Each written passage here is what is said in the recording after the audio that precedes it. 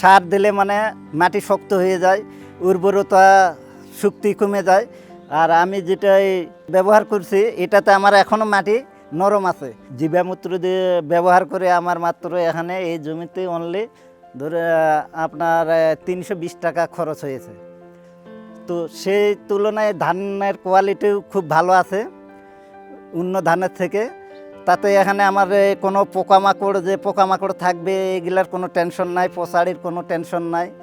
আমার এই 16 শতক জমিতে যদি আমি রাসায়নিক সার দিয়ে চাষাবাদ করতাম তাহলে আমার নিম্নে টাকা খরচ হইতো 2500 থেকে 3000-এর মতন। সেখানে আমার 280 টাকা দিয়েই হয়েছে, তাতে আমার অনেক টাকা সেভ হয়েছে।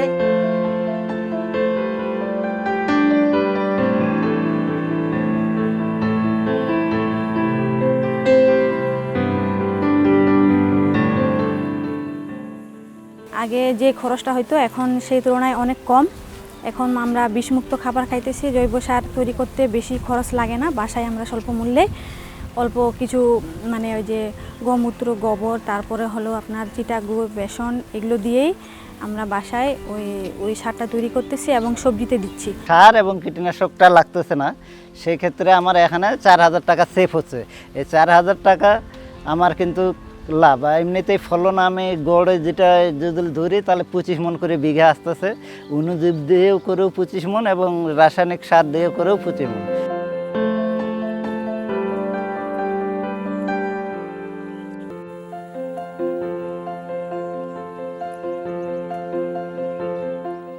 আমি এটা মূলত চালিয়ে যেতে চাই এই ধানের চাষটা জীবামৃত দিয়ে, কারণ এটাতে আমার খরচ পড়তেছে না।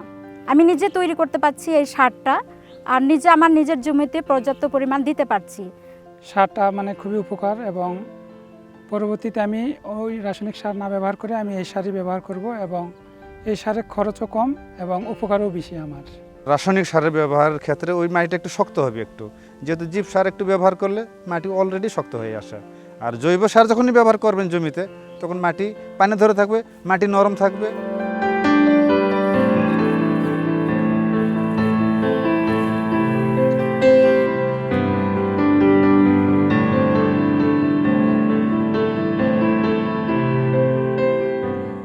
এই চাষ পদ্ধতিতে কৃষককে বাজারের সাথে কোনো ধরনের কানেকশন থাকতে হয় না, অর্থাৎ কৃষক সারের দোকানে তাকে যেতে হবে না।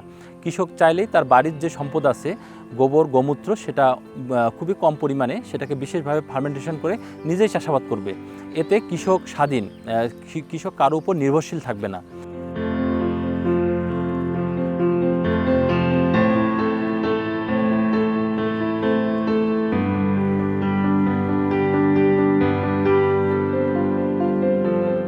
বর্তমান নওগাঁগঞ্জ উপজেলায় সিসিডিবির উদ্যোগে এই যে অর্গানিক পদ্ধতিতে জীবামৃত ব্যবহার করে আসলে ধান চাষের যে বিষয়টি, এটি অনেকটা খুবই নতুন একটি কনসেপ্ট। এবং আসলে আমরা চাই যে বর্তমান যে পরিস্থিতিতে আসলে কৃষক অনেক সময় জেনে না বুঝে আমাদের সাথে অনেক সময় পরামর্শ না করে তারা অতিরিক্ত কীটনাশক ব্যবহার করে বা যেটা প্রয়োজন নাই অতিরিক্ত সার ব্যবহার করে। এতে করে আসলে আমাদের পোকামাকড়ের যে উপদ্রবটা এটা দিনে দিনে কিন্তু বেড়ে যাচ্ছে। তো আমরা আসলে কৃষকদেরকে উদ্বুদ্ধ করি যে আসলে আমাদের যতটুকু পরিমিত সার, মানে আমরা পর্যাপ্ত পরিমিত যে সারের যে যৌক্তিক ব্যবহারটা, এই যৌক্তিক ব্যবহার নিশ্চিতের ক্ষেত্রে কিন্তু এই অর্গানিক ফার্মিং বা এই যে জীবামৃত ব্যবহারটা অনেকটাই বড় ভূমিকা রাখতে পারে।